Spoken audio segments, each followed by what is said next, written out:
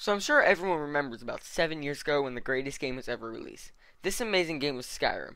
So now they decided to give us what we all wanted, another game, Spore 76. So the announcement for The Elder Scrolls 6 was released at the end of this year's E3. Shortly after everyone got over their heart attacks, me included, people started thinking about what the game could be. And that's exactly what I'm going to share with you today. Everything we know about The Elder Scrolls 6. So we get a lot about location from the 32-second trailer. There are many things in the trailer itself that can point us to a specific part of Tamriel. Tamriel is a continent that all the Elder Scrolls games take place on. And also, we can get an approximate release year. So we'll start off with the location of the game. This is thought to be Hammerfell, and the Elder Scrolls community agrees on it. First clue is that when you first enter the big clearing that you see a big bulk of the world. You will most likely notice the giant crater on the ground. In Hammerfell's lore, there is a crater called Azor's Crossing. It is named after Amaze Azor, a Nightwielder, who created a massive crater in the area when he lost control of his shadow magic. It is technically Azor's Crossing, but just for the sake of this video, we're also naming that the crater.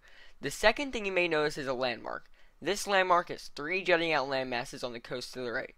These landmarks match almost exactly to the ones on the Hammerfell part of the Tamriel map. And finally, a clue that is a little harder to find. This clue is seagulls. To see these 5 seagulls, you need to be viewing the trailer at a 4K resolution.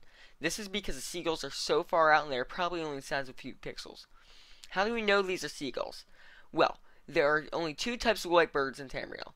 The first type is in Cyrodiil, but because of the previous things I have mentioned, it is unlikely to be Cyrodiil. So this would only leave seagulls. And there is only one place in Tamriel that is home to seagulls. This is Hammerfell. Pretty far out just because of the context that Todd Howard put it in.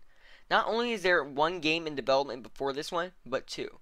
We know that Fallout 76 is soon, and that Starfield is in 2019, so that would most likely leave Elder Scrolls 6 around 2020.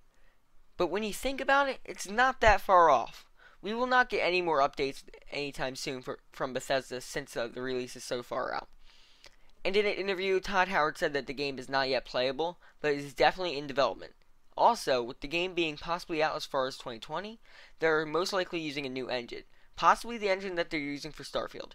You can get a glimpse of the engine in the Starfield trailer, but you can really appreciate the beauty in the Elder Scrolls trailer. You can even see far out areas with ease. So I'm sure everyone remembers about 7 years ago when the greatest game was ever released. This amazing game was Skyrim.